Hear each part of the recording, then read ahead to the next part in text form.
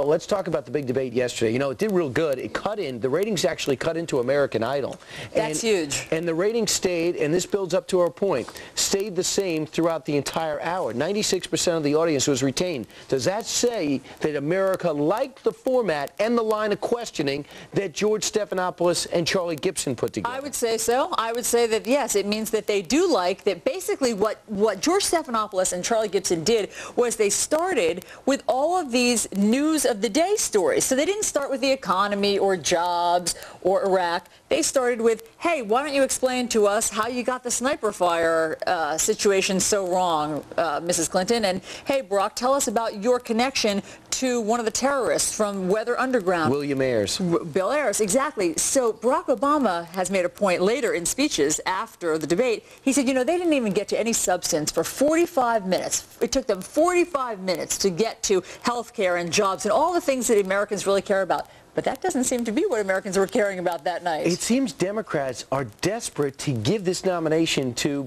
Senator Barack Obama in a way that's creating great anger at fellow Democrats like George Stephanopoulos, who was working hard to get Bill Clinton elected, and remember him in the War Room in 1992. Now, George Stephanopoulos talked about William Ayers, talked about Reverend Wright, talked about the flag pin. Meanwhile, General Petraeus was there just a couple of days ago. There's all types of issues with food prices and gas prices, and when George Stephanopoulos defending what he's saying, see, this is what everyone's talking about on the news channels. This is what people want to hear. That's why I brought it up. But it was a different George Stephanopoulos back in 1992. Okay, remember the movie The War Room that showed all of the behind-the-scenes operations of when he was attempting to get Bill Clinton elected? That's when George Stephanopoulos said something very different than what we saw him do the night of the debate. Let's listen.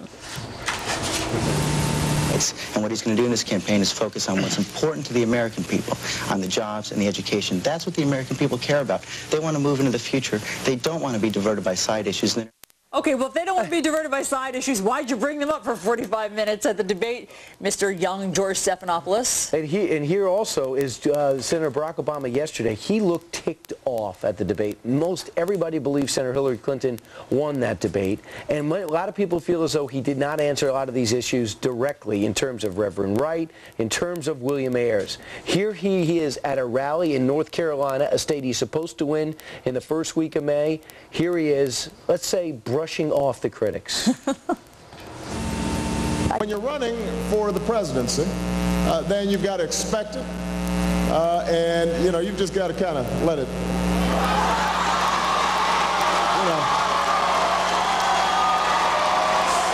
He said Hillary Clinton was in her element in that type of talk. Right. I mean, he's saying that she likes to sling mud and that she's taken a page from the Republican playbook, and that's why this has degenerated into just, you know, name-calling and all of these issues.